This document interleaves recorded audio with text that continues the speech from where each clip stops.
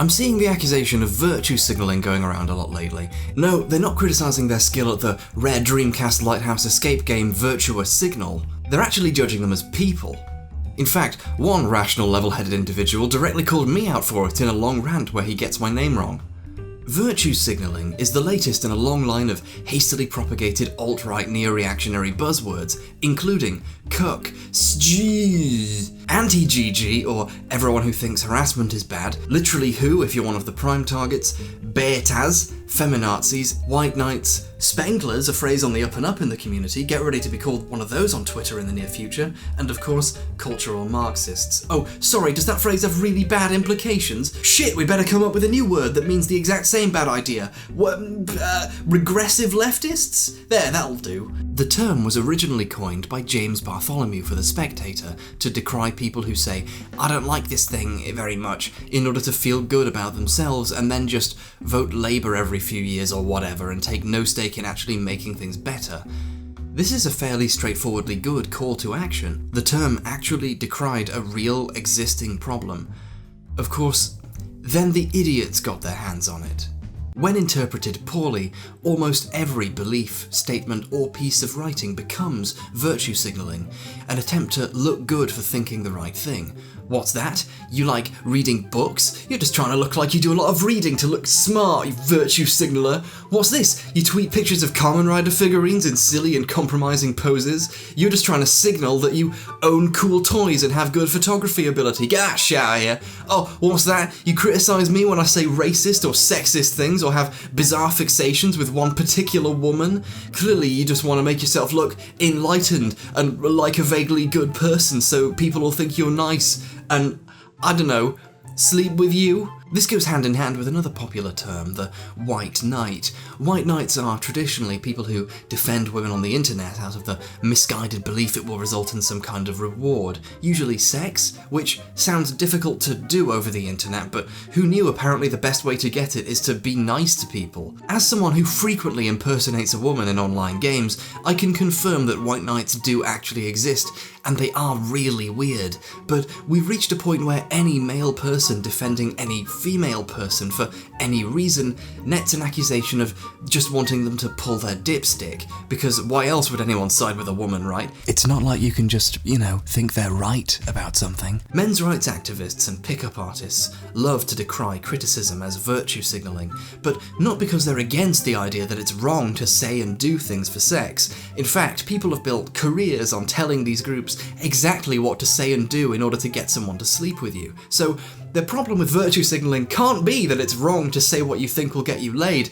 Their problem appears to be that they view it as an ineffective fuckstrat. And of course, to bring the whole thing back on itself like a bulging, veiny Ouroboros, whenever they're tasked with formulating their own beliefs in detail, they invariably end up appealing to things like classical virtue. Those things put forward by someone at some point in history, interpreted by me. Look at this statue. Clearly this means the Greeks were afraid of homosexuality and thought it should be repressed. Pay no attention to actual historical fact. You only look at the facts because you want to look smart. The Greeks, the famously straight people. And when they're not accusing them of trying to get people to sleep with them, they're accusing them of being gay. I would just like to take a moment to point out that we've reached a situation where to some people, being gay and wanting to have sex with women are interchangeable. This eradication of a term's meaning is part of a deeper problem with internet culture. It's the same with the word cuck.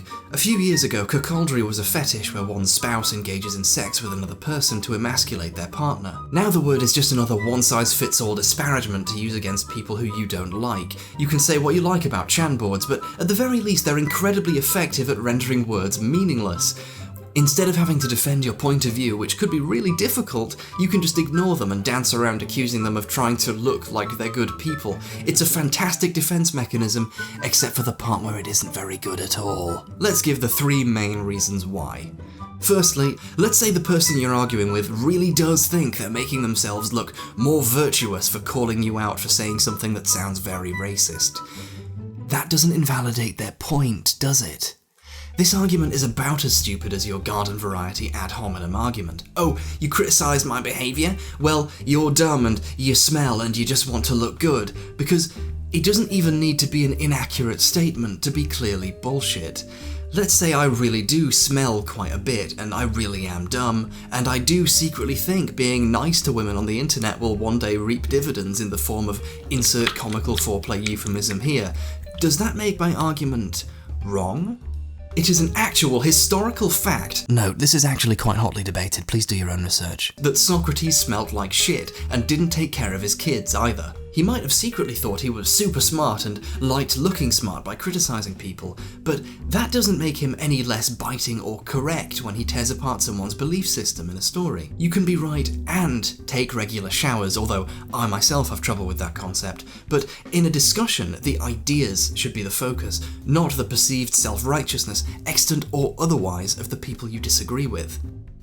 Secondly, it seems reductive to believe you know a person's intent or secret deep inner feelings, because I don't even know my inner feelings on a lot of topics. I have to stay away from male Greek statues because they awaken things in me, so to pretend that I could deign to know your inner feelings is stupid. I like to take people at their word. Whining that people you don't like are just virtue signalling is essentially a method of protecting yourself from a real discussion. These people will often also decry things like safe spaces, not realising that they do so from the safety of the one in their own head, where all opposing arguments have been scrubbed clean of content. Thirdly, once you invoke it, you grant that it's wrong to criticise things just to make yourself look good. But isn't that inherently what you're doing when you accuse someone else of doing it? You're saying, quite straightforwardly, I am smarter and better than you because I don't virtue signal. That's what some people actually write. They literally write this. I care the least, so I'm more rational. I win! They wear I don't virtue signal like a badge, as if it signals what virtuous people they are. Heck, even the creator of the term is getting in on the action. Look at me! I invented virtue signalling! Shower me with praise, please, alt-right weirdos! Well, I might not be right, but at least I don't virtue signal. People who use this term often simply don't have any worthwhile criticisms to make of the arguments that face them, or are unable to express it meaningfully, so they pick a word from the list and throw it out there.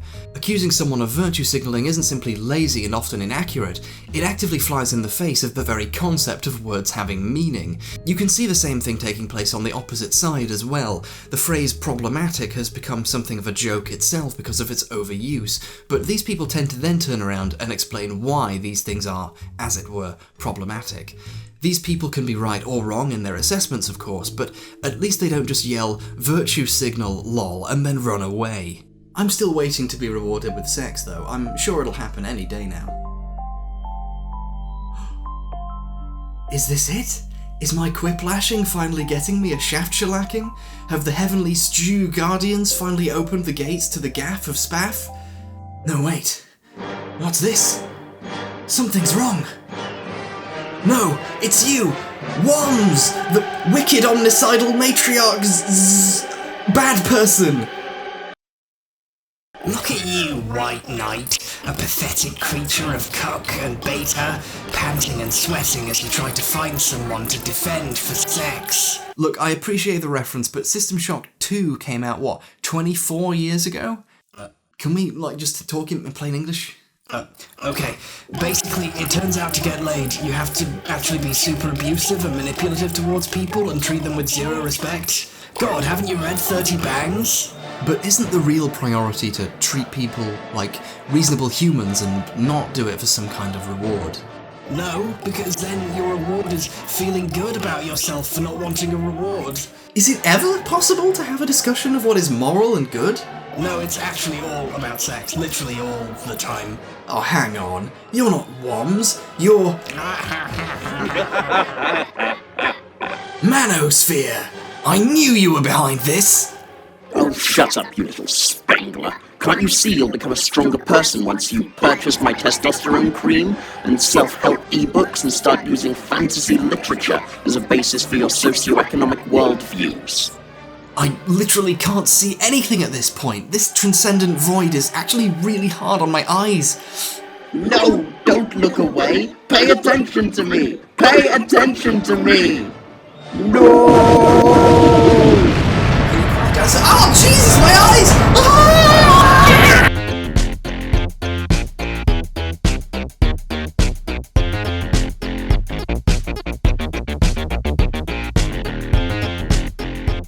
I'd like to say a special thanks to Jason Walter, Jenny Angel, John, Cav P, Kevin M. Knippi, MK, Made of Stone, Max Scher, Rob Brunt, Samael, Scott Girton, Thad Wazalewski, and Two-Armed Blues and Red Drapes. Oh, and also Casey Schneibel, whose name I pronounced wrong last time. Sorry. Oh, and while we're at it, I spelt Beck McKenzie, Ben McKenzie. I'm so sorry. Special thanks to Chris Morrow, who is voicing me right now.